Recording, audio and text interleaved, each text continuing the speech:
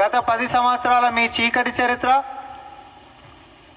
ప్రజాపాలనలో మేము చేస్తున్నటువంటి సంక్షేమాల చరిత్ర రెండింటినీ కూడా బేరీజు వేసుకోవడమే కాదు,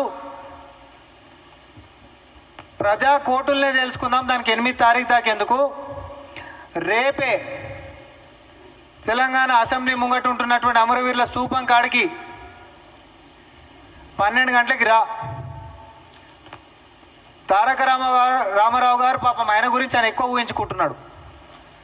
అధికారంలో ఉన్నప్పుడేమో రేవంత్ రెడ్డి గారు అంటే ఆయన ఎవరు అని చెప్పి మాట్లాడినటువంటి తారక రామారావు ఈరోజు ముఖ్యమంత్రి గారి పక్కన ఆయన యొక్క వ్యవహారం రావాలని చెప్పి తాతాలాడుతున్నటువంటి పరిస్థితి చూస్తే, అహంకారంతో ఎవరు అనేటటువంటి నీ యొక్క అహంకారాన్ని దింపి వెనుకబడి ఆయన పేరు పక్కన రావాలనేటటువంటి పాకులాడేటటువంటిగా చేసినటువంటి ఆయన పేరు ముఖ్యమంత్రి రేవంత్ రెడ్డి గారు. ప్రజల్లో నుంచి వచ్చినటువంటి వ్యక్తి, సొంత శక్తితో ఎదిగినటువంటి వ్యక్తి. నిన్ను కాదు మీ నాయననే తొక్కి ఈరోజు అధికారంలోకి వచ్చినటువంటి వ్యక్తి. ప్రతిపక్షంలోకి పోయినా కేటీఆర్ బుద్ధి అయితే మాడతలేదు, అహంకారం అంతకంటే దిగుతలేదు. రైతుల వ్యవహారం ఏం గొప్పకుందని చెప్పి చెప్తామని చెప్పి తయారవుతున్నావు. ఒరేసే ఉరన్నందుక, లేకపోతే బంగారు తెలంగాణ పల్లెంలో పెట్టి మిగులు బడ్జెట్ తోటి ఇస్తే 1,00,000 రూపాయలు రుణమాఫీ చేసుడు శాతగాని వాళ్ళు ఈరోజు వచ్చేసి రైతు సమస్యల మీద మాట్లాడతారంట. మీ ముఖాలకి 1,00,000 రూపాయలు ఆ రోజు మీరు ఇచ్చినటువంటిది, ఆ రోజు బంగారు గని లెక్క ఎట్లాంటి అప్పులు లేకుండా ఉంటున్నటువంటి తెలంగాణ రైతులకు చేయాలనుకుంటే ఆకాశం ఎత్తుగా చేసేటటువంటి అవకాశం ఉంటున్నటువంటి తెలంగాణ 1,00,000 రూపాయలు రుణమాఫీ చేసినటువంటి ముఖాలు కాదు మీరు. ఈరోజు రైతు సమస్యల మీద మాట్లాడతామంట. వరి కుప్పల మీద రైతులు చచ్చిపోతే పోయి పలకరించిన పాపన ఓడలేడు, మీరు రైతు సమస్యల గురించి మాట్లాడదామంట. 24 గంటల కరెంట్ వస్తలేదని చెప్పి రోడ్లు ఎక్కినటువంటి రైతుల సాక్షిగా ఆదిలాబాద్ నుంచి మొదలు పెట్టుకుంటే జోగులాంబ గద్వాల్ దాకా సబ్స్టేషన్ల కాడికి పోదాం, 24 గంటల కరెంటు లేదు అని చెప్పి పోతే లాగ్ బుక్లు ఎత్తుకపోయినటువంటి దొంగలు ఈరోజు రైతుల సంక్షేమాల గురించి మనం ఛాలెంజ్ అని చెప్పి మాట్లాడుతుండం. కొంచెమన్నా సిగ్గుపడాలి. ఇవన్నీ అంశాలు ఇట్లుంటే అధికారంలో 10 సంవత్సరాలు ఉంటే, ఈ 10 సంవత్సరాలు కూడా అధికారికంగా నీళ్లు నిధులు నియామకాలన్నీ మనం ఏదైతే ఉద్యమం నినాదం లెక్క తీసుకొని మనం కొట్లాడుకొని రాష్ట్రాన్ని సాధించుకున్నామో, అధికారికంగా మన నీటి వాటాని పక్క రాష్ట్రాలకి కొల్లగొట్టినటువంటి ఈ తెలంగాణ ద్రోహులు ఈరోజు సంక్షేమాల గురించి, తెలంగాణ సమస్యల గురించి మాట్లాడేటటువంటి అర్హత ఉన్నది మీకు, మీ సూరత్లకి.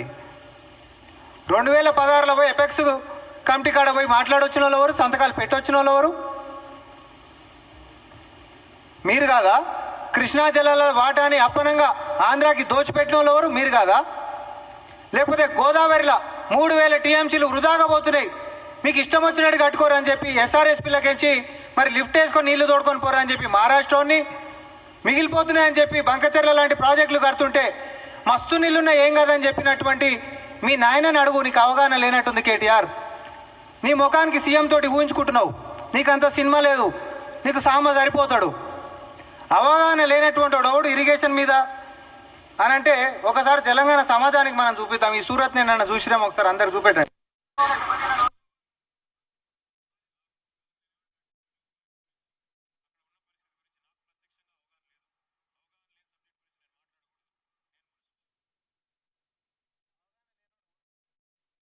నువ్వు కాదా?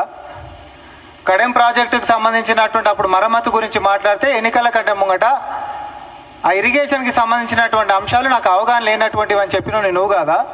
ఈరోజు పక్కన ఏదో 1 గంట సేపు ట్యూషన్ చెప్పించుకొని వచ్చి ప్రెస్ మీట్లో మాట్లాడి రేవంత్ రెడ్డి గారిని విమర్శించుకుంటా మాకే అవగాహన లేదని మాట్లాడేటంత సీను సినిమా నీకు లేదు. పోయి మీ నాయనకు చెప్పు. దమ్ముంటే అసెంబ్లీకి రమ్మను, పెద్ద పెద్ద పొంగనాలు కొట్టి మాట్లాడటం కాదు. ఇవన్నీ అంశాలు పక్కనేస్తే ఇంకొక విషయం చెప్తున్నా, అధికారంలో ఉంటున్నప్పుడు ఏదైతే మన నదీ జలాల వాటాలని కృష్ణాలో కానీ గోదావరిలో కానీ పక్కనోళ్ళకి దోచిపెట్టి తెలంగాణకి ద్రోహం చేసినటువంటి తెలంగాణ ద్రోహులు ఈరోజు అధికారం కోల్పోయినాక కూడా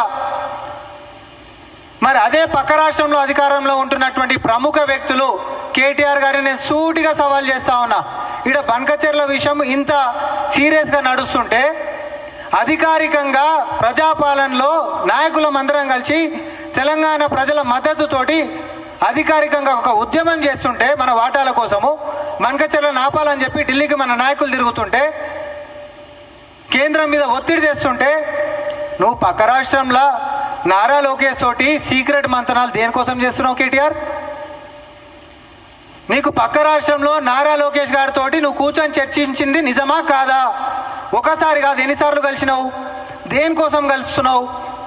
ఈడ తెలంగాణకు సంబంధించినటువంటి నీటి వాటాల గురించి మన హక్కులు పోయినాయని చెప్పి ఒక అధికారికంగానే ఉద్యమం లెక్క మన యొక్క నాయకులందరూ ఢిల్లీకి పోయి హైకమాండ్ మీద ఒత్తిడి చేస్తుంటే దాన్ని ఈరోజు ఆపగలిగినాం. తెలంగాణ ద్రోహులు మీరేమో దోచిపెడితే ఆపనికే కాంగ్రెస్ ప్రభుత్వం ఈరోజు ఎన్ని తిప్పలు పడుతున్నామో మనకు తెలుసు. ఇవన్నీ తెలంగాణ ప్రజలు చూస్తున్నారు. ఇంత కష్టం మన నీటి వాటాన్ని కాపాడుకోనికే మనమందరం ఇంత కష్టపడుతుంటే నువ్వేమో పోయి నారా లోకేష్ తోటి మంతనాలు జరుపుతావు. ఏమున్నాయా మీకు సీక్రెట్ మీటింగ్లు?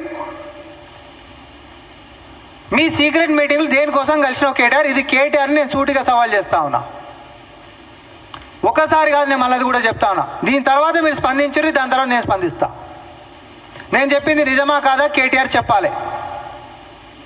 తెలంగాణ వాటాలో మనకు అన్యాయం అవుతుంది, నీటి వాటాలో నీ బావొచ్చేమో అన్యాయం అయిపోతుంది, కాంగ్రెస్ వాళ్ళు ఏం చేస్తున్నారు అంటాడు. నువ్వేమో సీక్రెట్గా మంతనాలు చేస్తావు. అధికారంలో ఉన్నప్పుడేమో రొయ్యల పులుసులు రాగి సంకట్లు తిని రాయలసీమ రత్నాల సీమ చేస్తామంటావు. అదే పక్క రాష్ట్ర ముఖ్యమంత్రులని గడిలల్లా సీక్రెట్గా 6-7 గంటలు మీరు ఏమేమి ముచ్చట్లు మాట్లాడుకుంటారు. పైన అబ్జెక్షన్స్ చేసేటటువంటి సమయంలో అబ్జెక్షన్స్ చేయకుండా అవతల వాళ్ళని టెండర్లు వేయించుకొని తెలంగాణ నీటిని కొల్లగొట్టుకొని పొండని ఈరోజు 90,000 క్యూసెక్లను ఎత్తుకొని పోయేటట్టు కృష్ణాలకెంచి దోచిపెట్టినటువంటి దొంగలు తెలంగాణ ద్రోహులు మీరు ఈరోజు కాంగ్రెస్ పార్టీని ముఖ్యమంత్రి రేవంత్ రెడ్డి గారిని విమర్శించేటటువంటి నైతిక హక్కు ఈ అవగాహన లేనటువంటి తారక రామారావుకు ఉందా అంటున్నా. నీ ముఖానికి అంత బొమ్మ లేదని చెప్తున్నా కేటీఆర్. నువ్వు ఒకటే సవాల్ కాంగ్రెస్ పార్టీ అడుగుతుంది, నారా లోకేష్ తోటి నువ్వు సీక్రెట్ మంతనాలు ఏం చేసినావు? ఇక్కడ బంకచెర్లని ఆపేటటువంటి దాంట్లో అధికారికంగా ఉద్యమం తలపెట్టినటువంటి మన ప్రభుత్వము, మన నాయకులు, మన ప్రజలు అందరు ఏకతాటి మీదకి వస్తే ఆ రోజు అధికారికంగా దోచిపెట్టినటువంటి నువ్వు నీ కుటుంబం ఈరోజు అధికారం కోల్పోయిన తర్వాత కూడా వాళ్ళతో సీక్రెట్ మంతనాలు దేనికోసం చేసినావో చెప్పాలి. ఇది చెప్పిరా అసెంబ్లీలో నేను ఇవన్నీ కూడా కడిగేది ఉంది. కానీ మీరు ముఖ్యమంత్రి గారు రేవంత్ రెడ్డి గారితో ఊహించుకోవడం అనేటటువంటిది బంద్ చేయి. అట్లాంటివి ఏమని ఉంటే కలలు గాను, అంతే తప్ప నిజం కావాలని చెప్పి కోరుకోకు. ఆయనను ఎదుర్కోలేక మీ నాయననే ఫామ్ హౌస్లో వండుకుంటూ సాకులు చెప్పుకుంటా అసెంబ్లీకి రాకుండా నువ్వేదో వచ్చి నువ్వేదో పొడి చేస్తావు ఇడి చేస్తావు అనేటటువంటిది మీ బీఆర్ఎస్ పార్టీ ఆనిముత్యపు మాటలు మీ సోషల్ మీడియాలో డబ్బులు పెట్టి ప్రచారాలు చేసుకునే అలవాటు ఉందిగా, ఆడ చేసుకో. మీ దుకాణం అంతా తెలంగాణ ప్రజలకు తెలుసు. మీ మీద కనీసం ఎవరన్నా అరే అయ్యో పాపం అనేటోడు ఎవరు లేడు తెలంగాణలో. మీరు చేసిన ద్రోహం అసొంటిది, మీరు చేసిన అన్యాయం అసొంటిది. మీరు అధికారంలో ఉన్నప్పుడు మీ దిక్కుమాలిన పరిపాలనలో రైతులు చచ్చిపోయినరు, విద్యార్థులు చచ్చిపోయారు, ఉద్యోగులు చచ్చిపోయినరు, ఆర్టీసీ కార్మికులు చచ్చిపోయారు, నిరుద్యోగులు చచ్చిపోయినరు. ఎవరిని వదిలిపెట్టరు.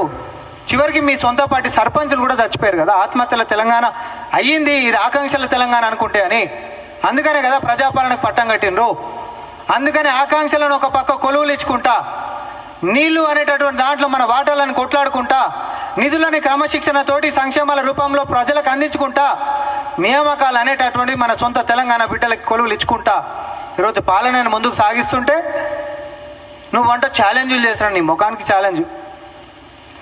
మీరు మమ్మల్ని ఒకేళ్ళు మమ్మల్ని చూపిస్తే 4 ఏళ్ళు కాదు 4 కోట్ల మంది జనాల ఏళ్ళు నీ ముఖానికి చూపిస్తున్నాయి. అది తెలుసుకో ఫస్ట్. నీ వెనకమార్లు ఉన్నోడే బయటకు వచ్చి ఏం మాట్లాడుతుండో తెలుసుకో. పోయి తలక ఎడబెట్టుకోవాలో తెలియదు అప్పుడు నీకు. ఇంకొకసారి ఇంట్లో మీ అయ్యతోటి మాట్లాడేటటువంటి భాష గిట్ట బయటకు వచ్చి ముఖ్యమంత్రి గారితో గిట్ట మాట్లాడితే జనాలకు తెలిసిపోయేది ఏంటంటే ఇన్ని రోజులు సూటుపూట వేసుకొని ఎడిటింగ్లలో మేనేజ్ చేసిండు కేటీఆర్ అనేటోడు చదువుకున్న లెక్క. కానీ అసలు రూపం అంతా ప్రతిపక్షంలోకి వచ్చినాక తెలిసిపోయిందని గల్లీ మాట్లాడుకుంటున్నాయి ఆల్రెడీ. ఈడోడండి చదువుకున్న లెక్క ఉంటాడు అనుకున్నాం, కానీ అసలు ఒక సన్యాసి కంటే ఘోరంగా మాట్లాడుతున్నాడు. చదువుకోని వాళ్ళన్నా అట్లా మాట్లాడరు, అంత ఘోరంగా మాట్లాడుతున్నాడు. రాజకీయంలో విమర్శలు ప్రతి విమర్శలు ఓకే, కానీ వ్యక్తిగతంగా మాట్లాడేటటువంటి నీ యొక్క భాష, నువ్వు చదువుకున్నటువంటి చెప్పుకుంటున్నటువంటి చదువుకు మాత్రం ఏ రకంగా కూడా కనిపిస్తలేదు. నీ సంస్కారం అనేది బయట చూపిస్తూ ఉంది. సూటు బూటు వేసుకొని 4 ఇంగ్లీష్ మాటలు మాట్లాడేటటువంటి కేటీఆర్ ఎడిటింగ్లలో గత చరిత్ర అంతా మేనేజ్ చేసిండే తప్ప నిజంగా సంస్కారం ఉన్నటువంటి మనిషి కాదనేది తెలంగాణ ప్రజలకు మళ్ళా నువ్వే తెలియజేస్తున్నావు. భాష చక్కగా రాని కేటీఆర్ గారిని సూటిగా అడుగురి. మీరంటే అసలు ఈ మధ్యకాలంలో లోకేష్ని కలిసిర్రా లేదా అని అడుగుండ్రి. Simple question. కలిసినవా లేదా రెండే ముచ్చట్లలో చెప్పాలి. కలిసినా కలవలేదు అని అన్నాడు అనుకోండి, మళ్ళీ నేను వస్తా. మీరు నన్ను పిలవాల్సిన అవసరం లేదు, నేనే వస్తా.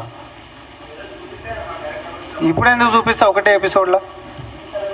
దీన్ని కూడా నడవాలి కదా, ఇది కూడా నడవాలి కదా. ఆ రోజే వచ్చి కవిత గారు లేక ఇగోదని నేను చూపించినట్టు అయిపో కదా ఒకటే రోజు సినిమా. మీరు ఎవరు చూపెట్టకనే పోతురు. తర్వాత ఇది నిజమా అబద్ధమా అని వస్తే లేకనే బయటకు వచ్చాయి.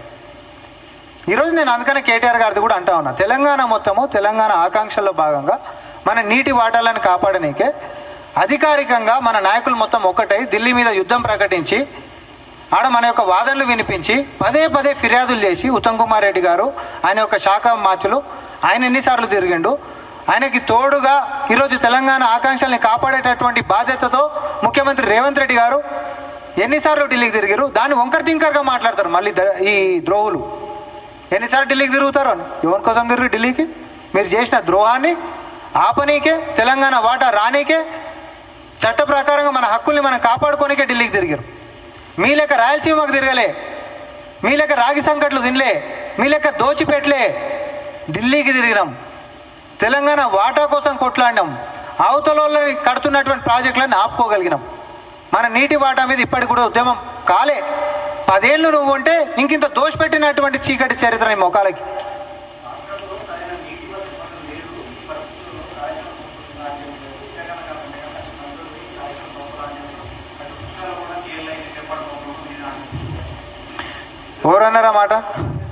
ఎవరన్నారండి ఆ మాట? స్వాగతిస్తున్నాం. ఎందుకంటే గతంలో కాళేశ్వరం అనేది 8th వండర్ అని చెప్పి బస్సులేసి టూరిజం లెక్క చేస్తామని చెప్పి ఒక ఇంటర్నేషనల్ ఛానల్లో డాక్యుమెంటరీ వేయించారు. ఆ డాక్యుమెంటరీ వేయించిన నాకు సంబంధం లేదా, ఇంత పెద్ద డిజాస్టరు అడోడో ఏమంటే వేసినామని చెప్పి డిలీట్ చేసిండు. ఈరోజు మేము కూడా అదే కోరుకుంటున్నాం. దానికి కావాలంటే మేము పర్సనల్గా కూడా రిక్వెస్ట్ చేసి బస్సులు ప్రభుత్వం నుంచి కూడా వాళ్ళకి సహకరించండి అని చెప్పి మేము చెప్తాం. ఆడికి పోయి పంపులాన్ చేయనీక ప్రజలను ముంగట నొక్కుతాడు కదా, అప్పుడు ఎడమ షోవుని తిప్పి హరీష్ రావుని వంగబెట్టి 4 గుద్ది నీళ్ళే లేని కాడ పంపులాన్ చేస్తే ఏవి తోడతారా అని చెప్పని అడగరా? మేడిగడ్డ గేట్లే ఓపెన్ ఉన్నప్పుడు అలా నీకు నీళ్ళే లేనప్పుడు ఏవి తోడతారా? కొంచెమన్నా బుర్రుందా? గేట్లు ఓపెన్ ఉన్నాయా బంద్ చేసి ఉన్నాయా? నీళ్ళు ఆగేటటువంటి ఆస్కారం ఉందా కనీసమాడ? చేయాలి. మాటలకు పరిమితం కావద్దు హరీష్ రావు గారు, మీరు ఈ పని చేయాలి. మీ అంతలో మీరు ఆయన పాపం కక్ష కట్టి వాళ్ళ మరి కేసీఆర్ని ఏం చేద్దాం అనుకుంటున్నాం మరి నాకు తెలియదు. మేమైతే సహకరిస్తాం, ఈ విషయానికి మేము సహకరిస్తాం. కల్వకుర్తికి సంబంధించినటువంటి అంశంలో కూడా గత 10 సంవత్సరాల ఏ రోజన్నా జూలై 1వ వారంలోనే గిట్ట పంపులాన్ చేసినటువంటి చరిత్ర 10 ఏళ్లలో ఉందా? రెండోది, కల్వకుర్తికి సంబంధించినటువంటివి ఈ లేదోనంట దక్షిణ తెలంగాణకి న్యాయం చేసామని చెప్తా ఉన్నారు. కల్వకుర్తికి ఒక్క పంపు సెట్ కన్నా బీఆర్ఎస్ పార్టీ వచ్చిన తర్వాత వాళ్ళు ఫిట్ చేసినటువంటిది ఒకటి చూపెట్టమన్నారు. కాంగ్రెస్ పార్టీ పూర్తి చేసినటువంటి ప్రాజెక్టుని మేమని చెప్పుకోనిక సిగ్గులేదా మీకు? భీమా, కోయిలసాగర్, నెట్టంపాడు ఇవన్నీ ప్రాజెక్టులు 78% అయిపోయినటువంటి ప్రాజెక్టులనేమో అట్లనే పడవబెట్టినావు. 10 ఏళ్ళలో కనీసం పూర్తి కాలే. కాంగ్రెస్ ఉన్నప్పుడే 70-80% అయిపోయిన ప్రాజెక్టులనేమో పడవబెట్టినావు. ఈరోజు వచ్చేసేమో ఏదో అన్యాయం అయిపోతుంది. నీ 10 ఏళ్లలో నువ్వేం పొడిచినావు అంటున్నా. కాళేశ్వరం రికార్డు లెవెల్లో 3 ఏళ్లలో అయిపోగొట్టినామని చెప్పుకునేటటువంటి ఖ్యాతున్న మీరు ఇటు 70-80% అయిపోయినటువంటి దక్షిణ తెలంగాణ ప్రాజెక్టులని పడావు ఎందుకు పెట్టినావు చెప్పు అంటున్నా. పాలమూరు రంగారెడ్డి ఎందుకు కాలే? ఇవన్నీ ప్రజలు మర్చిపోతారు. మనం అబద్ధాలు చెప్తే నడిచిపోతుంది. కాబట్టి ఇద్దరం కలిసి చెప్పుకుందాం అనేటటువంటి ఒక ధోరణికి వచ్చినట్టు. కానీ లాస్ట్కి వస్తే ఇవన్నీ గుద్దిబండాయి. ఆయన కేసీఆర్ గారు నెత్తి మీదనే పడబోతున్నాయి. హరీష్ రావు గారు మీరు కాళేశ్వరం కాడికి కూడా పట్టుకొని పోయి. కానీ దయచేసి నేను ముందు తీసుకున్నటువంటి అంశం కేటీఆర్ లోకేష్ జరిగినటువంటి చర్చ ఏందనేది కేటీఆర్ని అడగాల్సిందిగా మాత్రం కోరుకుంటాను.